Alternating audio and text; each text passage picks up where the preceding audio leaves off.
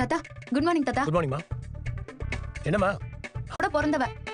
எனக்கு எல்லாம் இப்படி தூக்கத்தை கெடுத்துக்கிட்டு ஏர்லி மார்னிங் ஜாகிங் போறதெல்லாம் உன் சோம்பேறித்தனத்துக்கு ஒரு அளவே இல்லையா? இப்படி ஒரு நடக்கத்தை எதிர்பார்க்கவே இல்லம்மா. வாக்கிங் போனி எல்லாம் கேட்க கூடாதுல்ல. இன்னும் நான் கேட்டதுக்கு பதில் வரலையே. சொல்றேன். ஹீரோவா?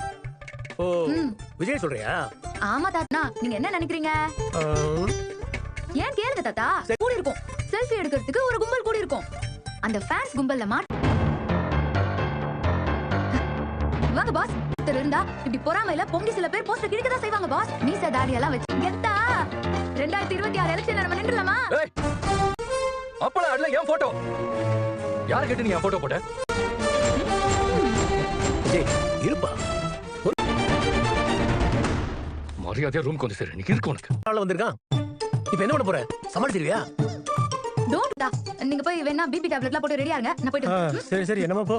ஹாலிவுட் ரேஞ்சுக்கலாம் யாரையோ பத்தி பேசுறாங்க. கடைசில அப்பா எனக்கு எல்லாமே அப்படிதான் தெரியும். இது எனக்கும் அவருக்கும் ஒரு விஷயம் எவ்வளவுதான் டென்ஷன் ஆனாலும் ஒரு முத்தத்துல நான் அவரை காலி பண்ணிடுவேன். பரவாயில்ல, கழுவி ஊத்துனா வாங்கிக்கோ.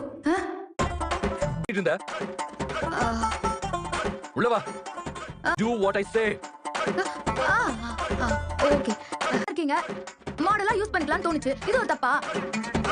வெரி ஓ இப்போ பெர்மிஷன் கேட்காம பண்ணதா பிரச்சனை. அப்புறம் அது சர்ப்ரைஸே இல்லல. சர்ப்ரைஸா? பார்த்ததும் பயங்கரமா ஷாக்கிங். ஓ ஒருவேளை அப்பள விளம்பரத்துல யூஸ் பண்ணிட்டாங்களே, ரொம்ப சீப்பா இருக்கும்னு யோசி. என்கிட்ட வச்சுக்காத.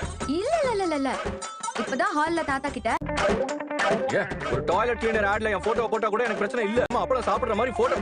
உங்க போட்டோவை ஃப்ரேம் பண்ணி கொடுத்ததுக்கே சர்ப்ரைஸ் ஆனீங்க. இதுவும் இல்லாம என் வீட்ல என் போட்டோவை ஃப்ரேம் பண்ணி மாட்டறதும் இந்த மாதிரி போஸ்டர்ல பப்ளிக் பிளேஸ்ல என் போட்டோ உனக்கு வழங்கதா இல்லையா? அப்போ வந்து சொல்லிட்டேன்.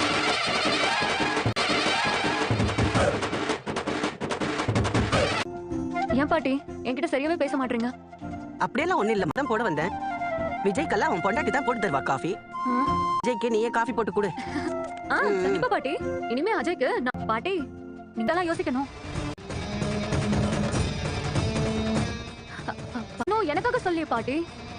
நீங்க வேணா பாருங்க, உங்க பேரன் காவேரிய உங்களுக்கு நான் வெறும் தக்காளி சட்னியை பேஸ் பண்ணி தான் எல்லா தத்துவமும் உன்கிட்ட வாயை கொடுக்க முடியாதுன்னு யோசிச்சு அவங்க பேரன் லைஃபை நினைச்சு செட் பண்ண ட்ரை பண்ணிட்டு வரியா? இருக்கட்டும்.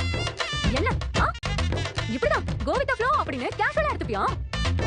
விஷயத்துல தலையிடுற காவேரி ஒண்ணும் அந்த பிள்ளை ஏதோ ஒரு சர்ப்ரைஸ் கிரியேட் பண்றதா நினைச்சு பண்ணிட்டாமா.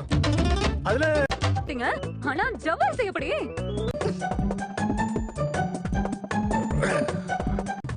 அட நீ ஒண்ணுமா, அவனுக்கு இருக்கிறது ஆதங்கம். அது தெரிஞ்சுதானே நான் ரூம் பக்கம் வராம இங்கே நின்னு. இப்ப ராகினி இருக்கும் போதுதான் திரும்ப நீ திரும்பவும் போஸ்ட் அடிப்பேன்னு பேசிட்டு இருந்த. அதுக்கு